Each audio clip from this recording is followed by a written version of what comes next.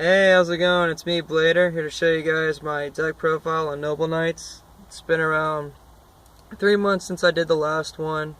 Felt like I need an update since the new cards just came out, and I got everything for my deck already. Everything's already, in place for me to compete competitively and do well. So, side deck, extra deck, main deck, everything. I got all the cards. Not every single one of them is max rarity. I still need to get those ultimate max Cs, but other than that, I'm looking really good right now. So, I know I haven't uploaded in a bit. Since I haven't uploaded in around 3 months. It's been around 3 months, and the reason I haven't been doing that is because I've been busy with life. So, I'm going to go ahead and show you guys my deck profile right now. So, let's go ahead and look at that. Okay, so here we are. As you can tell off the bat, I am running Rescue Rabbit. So, you got one rabbit, and then you got the 3 Autorgus. Look at that. Look at that. You got 3 of them fuckers. So, isn't it so pretty? It's so pretty. I know, it's so pretty. God, look. Double sleeved, double sleeved, and I double sleeve because I take really good care of my cards because I really don't want them to get damaged because I spent so much money on this deck, like over $1,000. So yeah, I have actually spent over $1,000 on this deck, by the way. I don't know if you guys have known that yet, but yeah, I spent that much on this deck, so gotta make sure I keep it in, well protected, because I don't want that money going to waste. And here we got the Madrats. We got 3 of them. Oh yeah. 3 meds, staple, 3 boars. Yeah. These cards, staple. You have to run them. If you don't run these, well, I don't know what to say about you, man. I mean, there's not much to say other than I guess you just don't know how to play Noble Knights, I guess. Brothers, okay, new cards. Look at this guy. God. So I play 3 of him. Now, there have been some people playing 2, maybe 1, because they say he's not that good. Completely disagree. He's a staple at 3. And the reason I say that is because he allows us to make our bad hands, as far as drawing Lancelin or Ector, much better. This one dude can make unplayable hands playable. And you can only know that if you play a high monster count in this deck. So, if you're not doing that, then I guess Brothers isn't going to do it for you. And that's why I think some people feel he's only like a monster you should play at 2, which is not true. You should play this dude at 3, as well as Gwaine. Now, in my build, I run around, I guess, 10 normal light monsters, so this guy's always pretty live for me, especially since I run Rescue Rabbit and everything. So, of course, I'm going to play him because he gets out our important Exceed monsters like Lava Volchain and Tsukiyomi, which are indeed extra deck staples right now. That's how the deck should be played. You need those 2 cards if you want to compete. If you don't have them, you should get them. We got the 1-ofs right here. Tristan, 1-of. Gwalchavad, 1-of. Lancelin, 1-of. And then you got Ector, 1-of. Hey, what's this lady? 1-of. Yep, look at all these 1-ofs. You got 1, 2, 3, 4, 5. 5 1-ofs. These cards, these 5, should, in all honesty, never be played at more than 1. And yes, I'm including this guy right here. Should not be played more than at 1. In fact, there's some situations where he's good in. But in all honesty, I know this sounds weird. I actually prefer having him in my hand than this dude most of the time.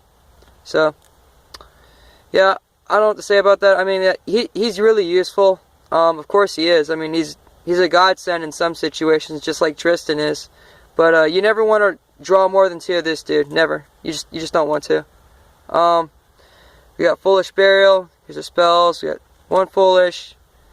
1 Rhoda. If you're running Lady, you have to run Foolish, which, even if you're not running her, you should run this anyway, because we have so many targets for it. We got Lancelin, we have Ector, we have Gwen right over here.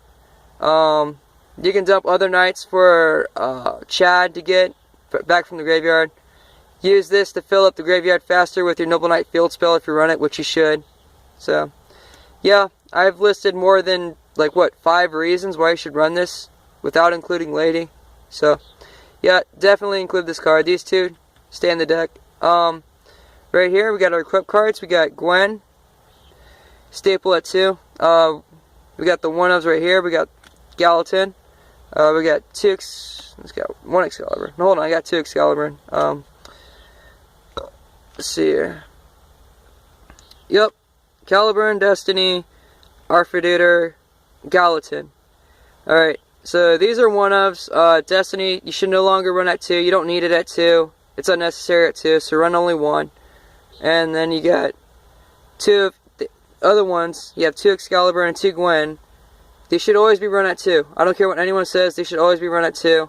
Because right now there's Rhapsody in the metagame, and Rhapsody can take one of your Gwens away. And it's becoming more mainstream now for the main deck, at least, for the main deck to have some sort of a banishing maneuver to get rid of your cards. So you always want to have that extra Gwen just in case. And then right here we got our field spells. We got 2 table and 1 terraforming. And the reason why you run this instead of 3 table is because this thins out the deck. So you don't have to draw multiple tables later through the game when you don't really need one. So this kind of decreases dead draws just a little bit. You know, anything to help out your deck's consistency. So this is why I run this instead of just like 3 regular field spells. Soul Charge. This is such a powerful card. This is definitely going to get hit on the ban list, but until then, you should play 3 with this deck. Very powerful to use. But it's only powerful if you're running lots of monsters. If you're not running a lot of monsters, you're not going to see as much use for it. So, unless you're running a high monster count, then yeah, you're not going to see the usefulness of this card. But until you do, like my build, you're going to see how busted this thing really is. And a lot of other decks like Sylvans are, you know, busting this card as well. So this is obviously going to get hit later on the ban list in the future, eventually. So this right here, triple trap stun, because this deck is all about offense. You want to go on the fence. You don't want to stall. You just want to beat the living shit out of your opponent ASAP. And this deck can OTK like on the fly if you really wanted to, if you really designed it to. Depending on what kind of extra deck monsters you have, you know, mine's a more control variant as far as my extra deck monsters are concerned. I don't really run Blade Armor anymore, but you might. So, speaking of extra deck monsters, let's go ahead and look at that. Let's just move this away. There goes my main deck. Alright, so we got the extra deck right here. Since I run Lady, I run 1 of him, obviously. Durandal for a control aspect, like if I'm facing Madolches, and since Madolches can spin King, I can make this instead, and that way I can negate their effects from them going off on their turn, so that they don't spin this card, and then on my turn I can just go off on them and like possibly kill them. So yeah, I do this mainly against Madolches though. So 2 Kings, staple, yeah, another 2 Kings, staple, rank 4. Bugente, staple, need this card. You need it. You need it. You need it. You need this card too. You're not gonna do well without these 2 cards right here. So if you're not running these, you should. Excaton, staple, another staple. Have to run him. He's won me so many games. Trap stun, summon him, blow up the field and the back row. GG from there. So that takes care of Hat. That takes care of Gear Gia. That takes care of a lot of things. So this right here, number 101 staple. Suck up monsters. Got Excalibur right here. Still run him. He's useful in certain situations, get over big beaters, so still run this guy. Gandiva, he wrecks the Madolche matchup. Pretty much any other matchup that special summons level 4 or lower monsters, so I would run him definitely, since we're one of the few decks that can bring this guy out consistently. So, other than Heroics, obviously. Paladynamo, he's still good. Beastdweller, yeah, he's really good. He's like, what, a $20 super? Because so many people are using him. So, yeah, I'd definitely run him because of hands. This guy, he can put in work. Like in the Insector matchup, summon him, get rid of a Hornet, and then attach it to one of your kings. It's usually GG from there. Against certain other decks as well. I mean, just take away, like, say you're facing Dark Worlds, take away Grapha. They just lost one of their key cards, and you can basically win from there. So, against certain matchups, this card is key. Definitely have him in the extra deck, my opinion. You know, he's not staple, but definitely I think you should include him. And right over here is my current side deck. It changes every now and then, but I think I'm going to stick with it. We got the Triple Max C. And yes, I do run that one ugly super, but this is going to change. This is not going to stay. This will change. The ultis eventually. This will not stay. Right now I'm keeping them because I need them. But yeah, we'll get some ultimates later. Trap cards right here. I'm using these. These are my defensive traps. I use these against like Light Sworns, Madolches to stop their plays, because if they go off, they will fucking wreck me. So I don't want them going off, and these cards will stop them from going off. So yeah, these are my side cards against decks that like just go the fuck off and try and OTK me or get rid of my field. But I usually don't side these in unless I feel it's absolutely necessary.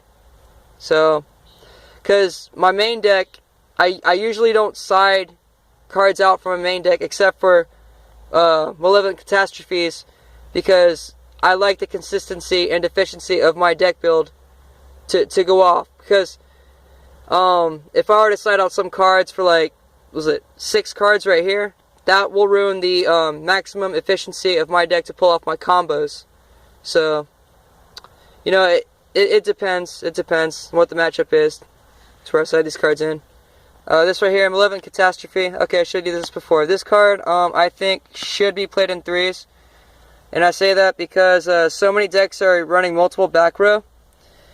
And with multiple back row, it's really hard to pull off what you need to do to get through your opponent's defenses. And this right here helps a lot with that.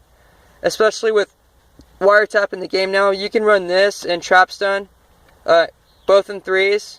On game 2, game 3, and eventually there's a pretty good chance you're going to get rid of your opponent's back row and you're going to go off. So with this, I feel like I have no problems against Hat. I just do fantastic against the Hat matchup. You know, in theory, Noble Knight should get wrecked by that matchup, but if you play smart, they can't beat you. They just can't. So, Rivalry. I have not sided this in yet, but there may be situations where I want to. I mean, yeah, it wrecks Madolches. I mean, some other decks like Evil Swarms, but generally, I really don't side this card in too much. I don't know, I might change it. So, yup, that's my deck. So, showed you guys my build. Don't know what else to say. I mean, I guess I'll go ahead and upload another video about what I really want to talk about.